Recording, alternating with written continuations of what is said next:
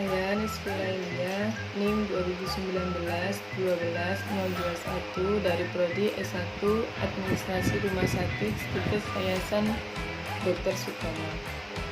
Di sini saya akan menjelaskan tentang self-healing dengan metode-metodenya. Ada yang tahu nggak self-healing itu apa? Menurut saya, self-healing itu proses menyembuhkan diri dari luka batin yang kita alami. Dan self-healing itu bisa menyembuhkan dari masalah yang belum selesai yang berakibat pada gangguan emosional kita. Sebagian besar orang pernah mengalami kelebihan emosional dalam berbagai hal apapun.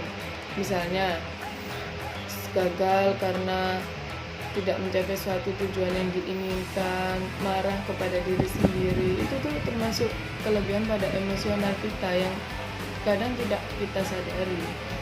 Nah, di sini saya akan menjelaskan tentang metode self-healing yang berakibat pada yang bisa menyembuhkan kelebihan pada emosional kita. Yang pertama ada me time. Me time sendiri itu berguna untuk setiap orang itu agar memikirkan diri kita sendiri. Nah, saat seseorang lebih sibuk memikirkan diri orang lain, terkadang kita tuh lupa memikirkan diri sendiri untuk meluangkan waktu diri sendiri dan benar membuat kita tuh merasa lebih bermakna. Nah, di sini tuh kita tuh harus sadar bahwa pusat dari segala kehidupan itu adalah diri sendiri, dan orang lain itu hanyalah pelengkap kebahagiaan yang kita di saat kita terpuruk ataupun apa. Kadang kita terpuruk pun juga ingin merasakan itu waktu sendiri agar lebih merasa nyaman.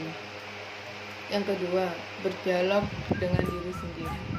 Maksudnya di sini itu kita tuh harus tahu, kita harus mengaca kepada diri sendiri, kita harus menjelaskan jujur kepada diri kita sendiri apa yang seharusnya ada kepada diri sendiri.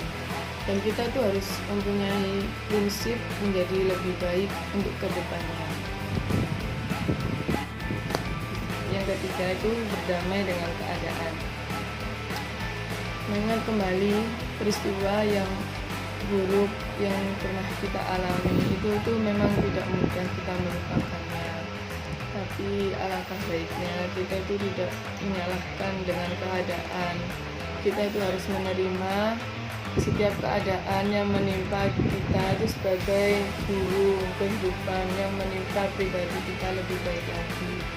Di situ tuh kita harus mengoreksi diri kita agar menjadi lebih baik, agar tidak mengulangi keadaan yang lebih buruk di masa sebelumnya. Yang keempat, mindfulness, berpikir dengan penuh kesadaran. Maksudnya itu kita tuh harus mengelola pikiran, perasaan, dan lingkungan untuk menghubungkan titik dalam suatu pikiran kita. Mindfulness ini tuh bisa dilakukan dengan cara salah satunya mencari tempat yang sekiranya membuat kita itu tenang, dan kita itu bisa memikirkan dengan penuh apa yang kita alami. Terus kemudian kita itu memejamkan mata, kita berpikir, mengelola perasaan. Itu salah satunya cara yang dilakukan mindfulness. Yang kelima ada meningkatkan self-compassion. Maksudnya itu, self-compassion adalah kemampuan untuk menenangkan keadaan diri sendiri dan juga respon emosi penderitaan, dan disertai dengan keinginan untuk menolong diri sendiri. Melalui self-compassion ini, kita tuh bisa memahami diri kita sendiri, membuat orang lebih mengalami banyak pengalaman yang tidak nyaman dengan emosi kita. Itu tuh artinya ketidaknyamanan yang dimiliki seseorang dapat dimaknai secara positif jika meningkatkan self-compassion.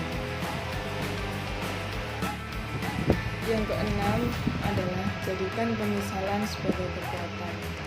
Sebagian orang pasti pernah mengalami hal yang memalukan terhadap dirinya sendiri, dan sebagian lain juga pasti mengalami kesalahan yang sudah disesalinya. Namun tidak sedikit mereka orang yang menyesal tidak ada habisnya. Nah, itu harus dijadikan patokan. Penyesalan sebagai kekuatan. Kita tuh harus merasa bagaimana cara kita tuh menjadi lebih baik agar tidak merasakan penyesalan yang untuk yang kedua kalinya. Yang kedua, ada tempatkan masa lalu kepada tempatnya.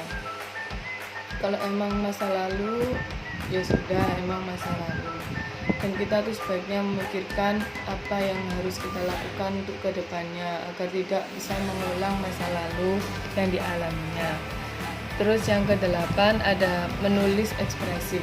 Maksudnya menulis ekspresif itu mempunyai kekuatan untuk menyembuhkan diri kita dalam menulis ekspresif.